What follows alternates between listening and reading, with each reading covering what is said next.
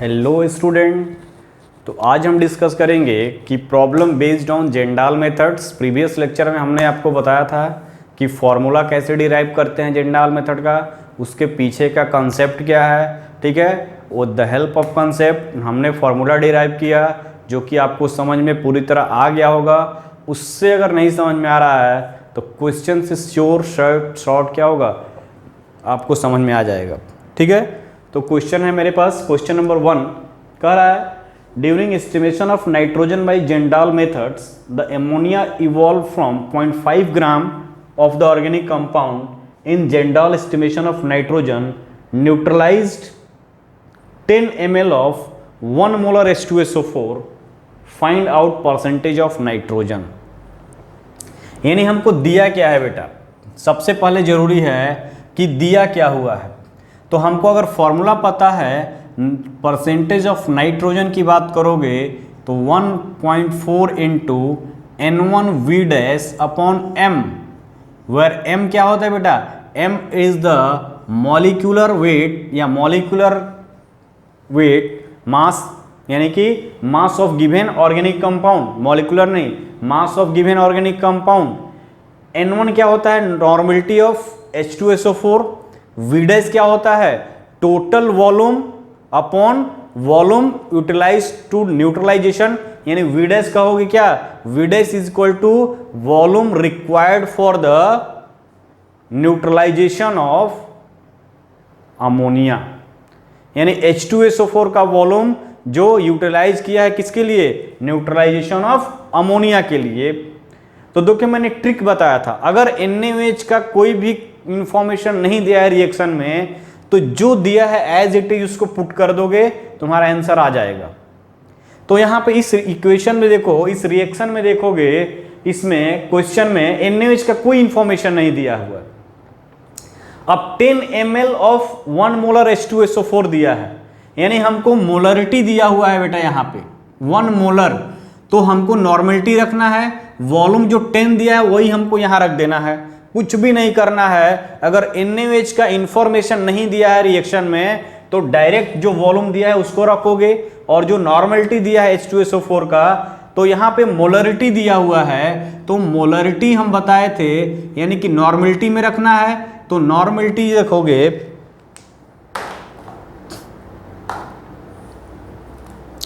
ठीक है बेटा, तो नॉर्मलिटी रखोगे यहां पे, नॉर्मलिटी क्या हो जाएगा बेटा, normality into N into molarity, N into molarity. और मोलरिटी क्या होता है बेटा, N क्या है, N वैलेंसी फैक्टर है, N मतलब रिप्लेसेबल हाइड्रोजन। तो H2SO4 कितना हाइड्रोजन रिप्लेस करता है, यानी 2H देगा, तो 2 इंटू मोलरिटी कितना दिया है 1, यानी N क्या हो जाएगा बेटा, N1 हमारा इस केस में क्या हो जाएगा, N1 इज इक्वल टू 2। और V डैश डायरेक्ट तुम रखोगे क्या 10 ml, because there is no information of NaOH, यानी बैक टाइट्रेशन का कोई इंफॉर्मेशन नहीं है, तो जो तुमको H2SO4 दिया हुआ है वही तुम पुट कर दोगे। तो रख दो यहां पे, और M का वैल्यू दिया हुआ है, M का वैल्यू कितना दिया हुआ है, M का वैल्यू दिया हुआ है तुम्हारा 0.5 ग्राम, 0.5 ग्राम, इस पे पुट कर दो। तो परसेंटेज ऑफ नाइट्रोजन की बात करोगे 1.4, N1 क्या हो जाएगा बेटा 2, V डैश क्या हो जाएगा 10, ठीक है, और ये 0.5। ठीक, इसको सॉल्व कर दो, तो सॉल्व कर दोगे तो ये क्या हो जाएगा 14 इंटू 20 इंटू 10 अपॉन 5, ये हो गया।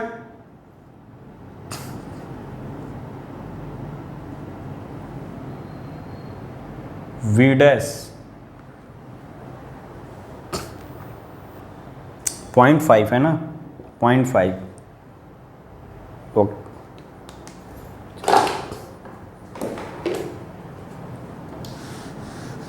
देखो कोई दिक्कत नहीं है, ये देखो ये हो गया तुम्हारा 14, ये हो गया तुम्हारा 2 अपॉन 0.5, और इसको सॉल्व कर दोगे तो ये क्या हो जाएगा बेटा 28 अपॉन 0.5, 0.5 यानी क्या हो जाएगा 50 6%। ये तुम्हारा आ जाएगा कितना, 56%। तो कुछ भी तो नहीं है, केवल दिया हुआ है, इस पर तुमको लगाना है। क्वेश्चन नंबर सेकंड की बात करें तो यहां पे देखो दिया है 0.2 gram of organic compound was analysed by Kjeldahl method, ammonia evolve was absorbed in 60 ml N/5 H2SO4। तो दिस 60 ml यानी एक्सेस ऑफ H2SO4 का दे दिया है कि 60 ml N/5 H2SO4 दिया हुआ है, unused acid required 40 ml N/10 NaOH। अब यहां पे NaOH का इंफॉर्मेशन दे दिया है इक्वेशन में, तो हम वहां पे सबसे पहले कितना अमाउंट H2SO4 लेफ्ट हुआ है उसको पता करेंगे। उसको कैसे पता करेंगे, तो देखो बेटा यहां पे तो लेफ्ट सॉल्यूशन की बात करोगे तो left H2SO4 is equal to कितना हो जाएगा, उसका NaOH के इक्विवेलेंट के बराबर NaOH का। तो लेफ्ट H2SO4 में बताया था, यानी कि N1 V'(V1) is equal to N2 V2। अब N1 की बात करोगे, हमको V1 निकालना है, क्योंकि हमको ये H2SO4 का नहीं पता है कि कितना अनयूज, कितना लेफ्ट बचा हुआ है। टोटल वॉल्यूम ये जो दिया रहता है ना बेटा, वो टोटल वॉल्यूम ऑफ H2SO4। तो टोटल वॉल्यूम ऑफ H2SO4 की बात करोगे तो 60 ml। तो यहां पे लिखोगे टोटल वॉल्यूम ऑफ H2SO4 कितना है बेटा, 60 ml। टोटल वॉल्यूम 60 ml हो गया। कितना बचा आफ्टर अमोनिया से वो करने के बाद, तो लेफ्ट वाला निकालेंगे तो V1 निकालेंगे। तो V1 के लिए हमको N2 V2 अपॉन N1 लगाएंगे। N1 हमको H2SO4 का, ठीक है, नॉर्मलिटी 1/5 दिया हुआ है, इसकी नॉर्मलिटी 40 ml N/10।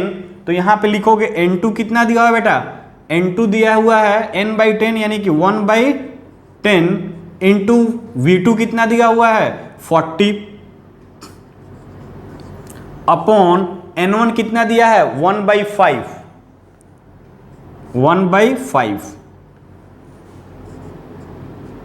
ठीक है, इसको सॉल्व कर दो तो ये क्या हो जाएगा बेटा, ये हो जाएगा 20, ये 4 और ये 1 ये ऊपर जाएगा, तो यानी कि 20 ml।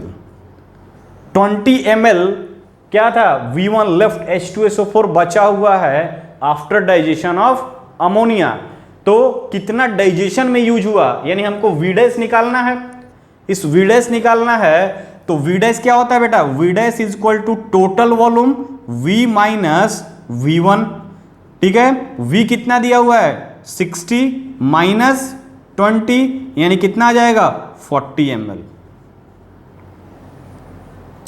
40 ml हमको H2SO4 बचा हुआ उससे, यानी कि V' क्या हुआ 40 ml यूज हुआ है किसके लिए, H2SO4 के का अमोनिया से कंबाइंड में। तो इसकी नॉर्मलिटी क्या है 40 ml N/5 H2SO4, नॉर्मलिटी तो वही है, चेंज नहीं होगी। तो 40 ml N/5 H2SO4 जो है वॉल्यूम यूज हुआ था H2SO4 का किससे, अमोनिया से डाइजेस्ट के लिए, यानी अमोनिया से कंबाइन करने के लिए। तो उसी में इस वैल्यू को पुट कर दो, यानी कि V' क्या हो जाएगा 40, N क्या हो जाएगा, N1 क्या हो जाएगा बेटा, यहाँ पे N1 जो होगा 1/5 और बाकी इस वैल्यू को रख दोगे, तो इसको रखोगे तो तुम्हारा आंसर आ जाएगा। अब देखो परसेंटेज ऑफ नाइट्रोजन की बात करो तो 1/4 इंटू N1 यानी 1/5 V' कितना 40 अपॉन टोटल मास कितना दिया हुआ है 0.2 ग्राम। तो ये क्या हो जाएगा 8, तो 1.4 इंटू 8 अपॉन 0.2 यानी ये 0.2 हो गया 0.02। ठीक है, इसको कट कर दोगे तो ये 7 आ जाएगा। ठीक है, 7 आ जाएगा, और 5 और 8 कितना हो जाएगा 56%। तो परसेंटेज ऑफ नाइट्रोजन क्या हो गया बेटा 56%। तो कुछ भी तो नहीं है, सिंपल क्वेश्चन है, इजी है। अब तुमको दिमाग लगाना है। अगर NaOH का इंफॉर्मेशन नहीं दिया है तो डायरेक्ट रखोगे, दिया है तो यानी कि तुमको जो अनडाइजेस्टेड है, यानी कि जो NaOH के साथ बाइंड किया है उसको निकालना है। तो ध्यान क्या देना है तुमको, जो H2SO4 के साथ दिया रहेगा वॉल्यूम वो टोटल वॉल्यूम है, यही ध्यान रखना है। वो हम इसमें N1V1 पे मत पुट कर देना, that is the total volume of H2SO4 जो कॉनिकल फ्लास्क में हमने रिसीव किया लिया था, अमोनिया को रिसीव कर रहे हो, that is the total volume. Total volume में से जो अनलेफ्टेड वॉल्यूम, जो वॉल्यूम लेफ्ट है H2SO4 का, तो उसको हम निकाल लेंगे। यानी जितना लेफ्ट होगा, यानी इसका नॉर्मलिटी तो वही है, तो N1V1 is equal to left H2SO4, और ये कितना अनयूज्ड एसिड रिक्वायर्ड, जो अनयूज्ड एसिड है उसको 40 ml N/10 NaOH की रिक्वायरमेंट पड़ रही है। तो N2V2 दिया हुआ है N/10, ठीक है, 1/10 इंटू 40, N1 पता है 1/5, तो V1 पता चल गया।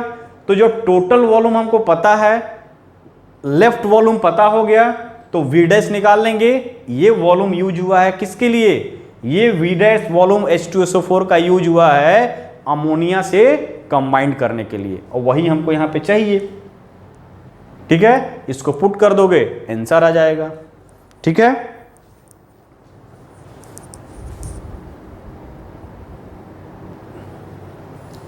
ठीक है बेटा, नेक्स्ट क्वेश्चन देखो, क्वेश्चन नंबर 3। क्वेश्चन नंबर 3 क्या कर रहा है, 0.4 ग्राम ऑर्गेनिक कंपाउंड को एस्टिमेट किया गया है, ठीक है, जिंडाल मेथड से। अमोनिया इवॉल्व जो है वो कितना है 50 ml, अमोनिया जो इवॉल्व हुआ है वो एब्जॉर्ब हो रहा है 50 ml 0.5 मोलर H3PO3, ठीक है। H3PO3 में यानी कि H2SO4 की जगह ये वाला फास्फोरस एसिड दिया हुआ है। The residual acid required 30 ml of 0.5 molar calcium hydroxide.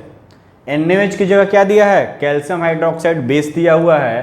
कह रहा है कि find out the percentage of nitrogen, यानी कि NaOH की जगह KOH, सल्फ्यूरिक एसिड की जगह फास्फोरिक एसिड, कोई फर्क नहीं पड़ता, ठीक है, वही सेम कैलकुलेशन जाएगा। अब इसको करेंगे कैसे बेटा, तो इसको हम देखते हैं, ठीक है, इसको हम कैसे करेंगे इसको देखते हैं। तो हमको फॉर्मूला पता है, percentage of nitrogen 1.4 into N1 into V' upon M mass of given organic compound. ये आपके दिमाग में बैठ जाना चाहिए। N1 अब करें कि 50 ml ऑफ 0.5 मोलर, तो देखो बेटा 50 ml यानी कि total volume of acid, total volume of acid, और एसिड क्या है H3PO3, कितना दे दिया है 50 ml, तो दैट इज द V जो हमको पता है। अब कह रहा है कि द रेजिडुअल जो बचा हुआ है अमोनिया से, जो अमोनिया गैस आया इस एसिड से कंबाइंड किया 0.5 मोलर H3 जो एक्सेस दिया हुआ है बीकर में, यानी कि जो कोनिकल फ्लास्क में 0.5 मोलर और 50 ml, और द कह रहा है कि the residual acid required 30 ml of 0.5 molar calcium hydroxide, यानी तो लेफ्ट एसिड कितना हो गया, तो लेफ्ट एसिड की बात करोगे, लेफ्ट एसिड की बात करोगे तो क्या हो जाएगा, लेफ्ट एसिड यानी H3PO3 इज इक्वल टू किसके इक्वल, इसके कैल्शियम हाइड्रोक्साइड का, यानी कि यहां पे हम लगाएंगे क्या N1V1 is equal to N2V2। N2V2 हमको पता है। अब यहां देखो मोलरिटी दिया हुआ है बेटा, मोलरिटी दिया हुआ है, तो मैं बताया था क्या, नॉर्मलिटी की बात करोगे, normality is equal to molarity, ऐसे मोलरिटी इंटू वैलेंसी फैक्टर, या N लिख सो valency factor calcium hydroxide. Calcium hydroxide कितने OH को रिप्लेस करेगा, 2 OH को रिप्लेस करेगा, यानी कि मोलरिटी इसका 0.5 दिया हुआ है, और वैलेंसी फैक्टर क्या हो जाएगा 2, ये तुम पढ़े होगे। तो तो ये हो जाएगा तुम्हारा 1। उसी तरह अगर बात करोगे सल्फ्यूरिक एसिड यानी फास्फोरस एसिड, तो फास्फोरस एसिड में दिया हुआ है, मोलरिटी दिया हुआ है हमको, यानी कि N2 की वैल्यू हमको क्या मिल गया 1। क्लियर, N2 इज 1, V2 दिया हुआ है कितना 30 ml, और V2 हमको दिया हुआ है कितना, V2 दिया है 30 ml। अब हमको क्या N1 V1 पता करना है, ये हमको फाइंड आउट करना है कि कितना एसिड लेफ्ट बचा हुआ है। तो कितना एसिड लेफ्ट बचा हुआ है उसको पता करना है। N1 जो दिया है, देखो बेटा N1 की जगह 0.5 मोलरिटी दिया है, तो मोलरिटी की जगह हम क्या लगते हैं नॉर्मलिटी, तो यहां पे भी नॉर्मलिटी इज इक्वल टू क्या होगा molarity into valency factor, molarity into valency factor. अब देखो H3PO3, तो तुमको लग रहा है इसका वैलेंसी फैक्टर 3 है, बट वैलेंसी फैक्टर यहाँ पे 3 नहीं होगा। कैसे नहीं होगा, तो देखो इसके स्ट्रक्चर से देखोगे तो यदि H3PO3 की बात करोगे तो P, एक ऑक्सीजन लगा दो यहाँ पे, 2 ऑक्सीजन बचा, OH, ये OH और ये H, H3PO3। This is the structure of phosphorus acid. अब देखो ये केवल ये वाला H क्या है रिप्लेस हो सकता है, ये वाला H डोनेट करेगा, एसिडिक है, because this H is directly attach to phosphorus, तो यहां से रिलीज नहीं होगा, ये मोर इलेक्ट्रोनेगेटिव एटम से होगा, तो H निकलेगा, तो इसका कॉन्जुगेट बेस क्या होगा स्टेबलाइज होगा, ये स्टेबलाइज नहीं होगा, यानी 2 ही H को ये रिप्लेस कर सकता है, यानी इसका वैलेंसी फैक्टर क्या हो गया बेटा 2, यानी कि मोलरिटी क्या है 0.5 इंटू वैलेंसी फैक्टर 2, यानी ये भी क्या हो जाएगा 1, यानी N1 is equal to V1। तो N1 is equal to 1, V1 हमको पता है, N2 is equal to 1, V2 क्या है बेटा 30 ml, यानी कि 30 ml, तो V1 इज इक्वल टू क्या हो गया 30 ml, यानी 30 ml जो है वो लेफ्ट फास्फोरस एसिड पड़ा हुआ है।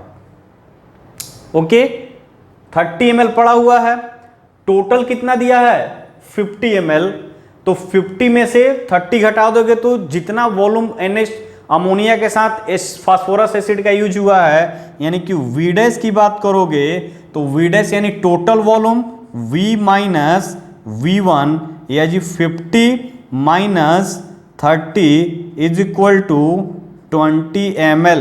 दिस 20 ml क्या 0.5 मोलर H3PO3, यानी कि नॉर्मलिटी क्या हो जाएगी, यानी कि 0.5 molar H3PO3, 20 ml of 0.5 molar H3PO3 is combined with the ammonia which are coming from the Geldal trap। जो अमोनिया आया था उसका वो 20 ml 0.5 मोलर H3PO3 से कंबाइंड किया था, यानी equivalent weight of this is equal to equivalent of ammonia, तो उसी को हमने कैलकुलेट किया, तो ये फॉर्मूला आया। यानी हमको अब V डैश क्या रखोगे 20, N1 क्या रखोगे, ये वैलेंसी फैक्टर इसका 2 है, तो यहाँ N1 1 हो जाएगा, इसको पुट कर दोगे, यानी हम अगर इसको यहाँ पे सॉल्व करते हैं तो ये देखो परसेंटेज ऑफ N की बात करो तो 1.4, N1 क्या हो जाएगा बेटा ये 1, ठीक है 1 इंटू V डैश क्या हो जाएगा 20 अपॉन मॉलिक्यूलर मास कितना दिया हुआ है 0.5, ठीक है, तो 0.5 यानी कि ये 14 इंटू 20 अपॉन 5, ये क्या हो गया 4, और ये क्या हो जाएगा 56%।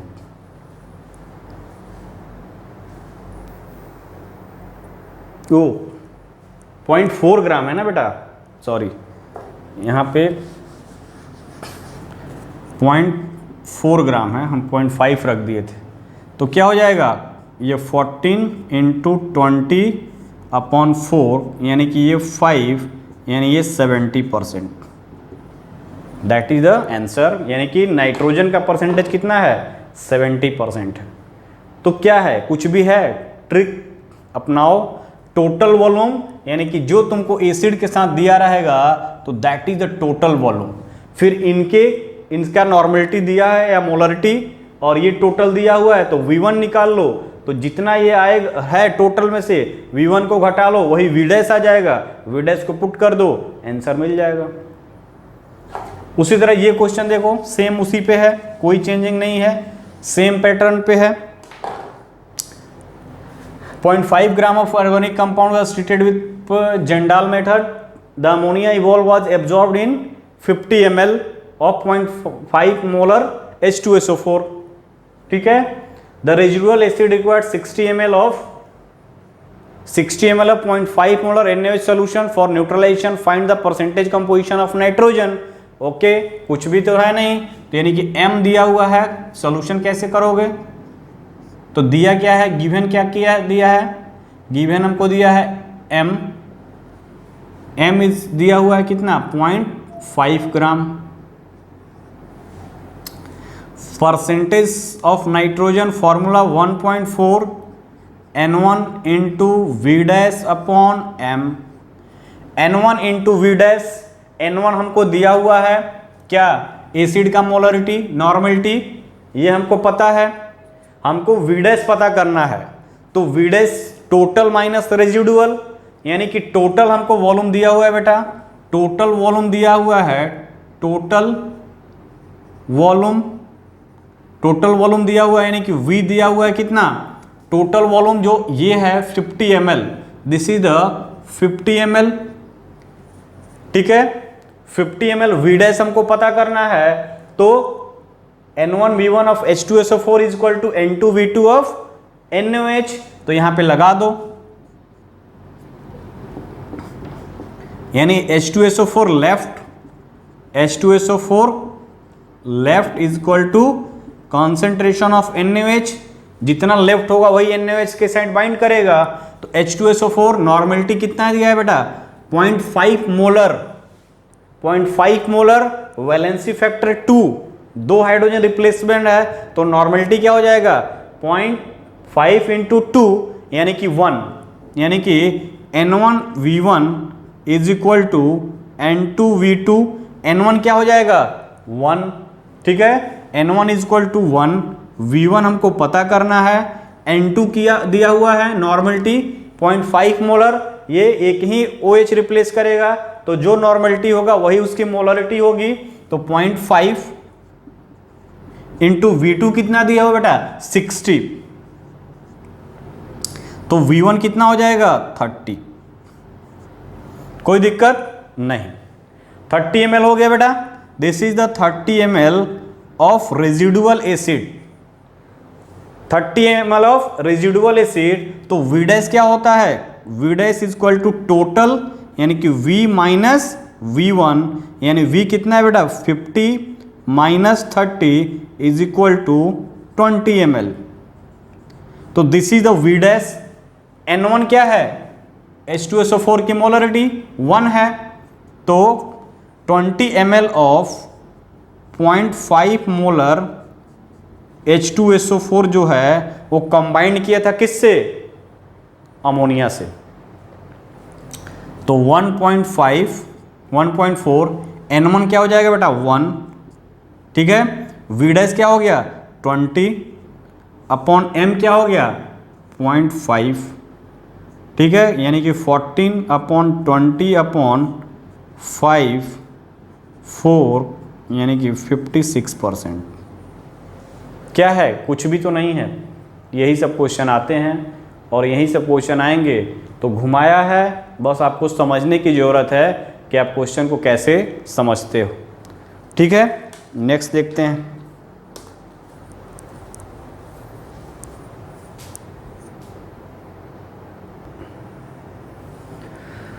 नेक्स्ट क्वेश्चन है बेटा, ठीक है, क्वेश्चन देखो ये थोड़ा अलग है ये, ठीक है, इसमें डाइल्यूशन का कंसेप्ट दिया है, कह रहा है कि 1.1216 ग्राम ऑफ ऑर्गेनिक कंपाउंड का एस्टिमेशन करते हैं जेंडाल मेथड से, and ammonia evolve was absorbed in 100 ml of 1 normal H2SO4 N मतलब क्या, N की जगह 1 है, 1 है, 1 नॉर्मल, ये N लिखा रहेगा यानी कि 1 normal H2SO4।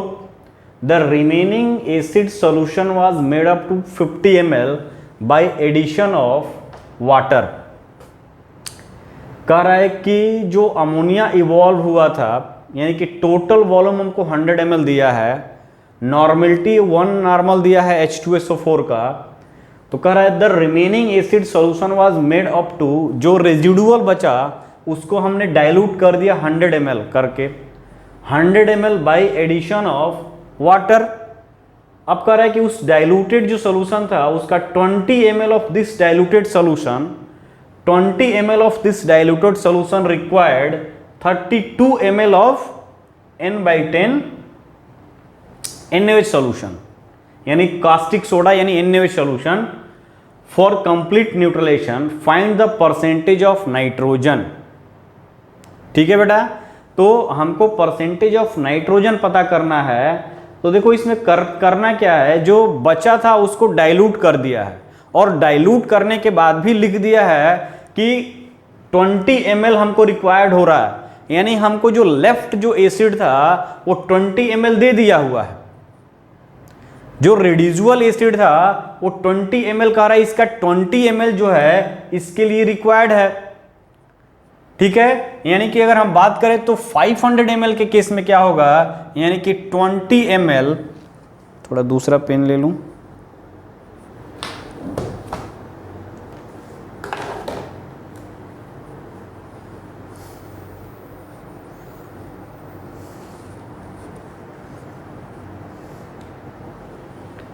correct, 20 ml of this dilute solution required 32 ml of N/10, यानी कि 20 ml dilute unreacted 20 ml dilute solution required, कितना रिक्वायर्ड हो रहा है बेटा, N/10, यानी कि 32 ml of N/10 NaOH। तो अगर 1 ml की बात करोगे बेटा, 1 ml की बात करोगे डाइल्यूट के सॉल्यूशन, कितना हो जाएगा बेटा, 32/20, और कितना डाइल्यूट किया है, 50 ml, 500 ml, तो 500 ml की बात करोगे, तो 500 ml की बात करोगे यानी कि 32/20 इंटू कितना हो जाएगा, ये 500, ठीक है, तो 500 ये काट दो, ये काट दो,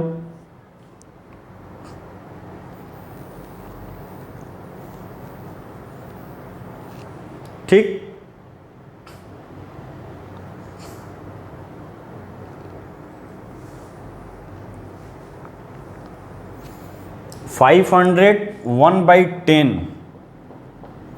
सॉरी 501/10 क्या, नॉर्मल इंटू ये, यानी कि 1/10 ये हो गया n की वैल्यू, तो इसको कट करो तो ये कट हो गया, ये कट हो गया, ये क्या हो जाएगा 16 इंटू 5 80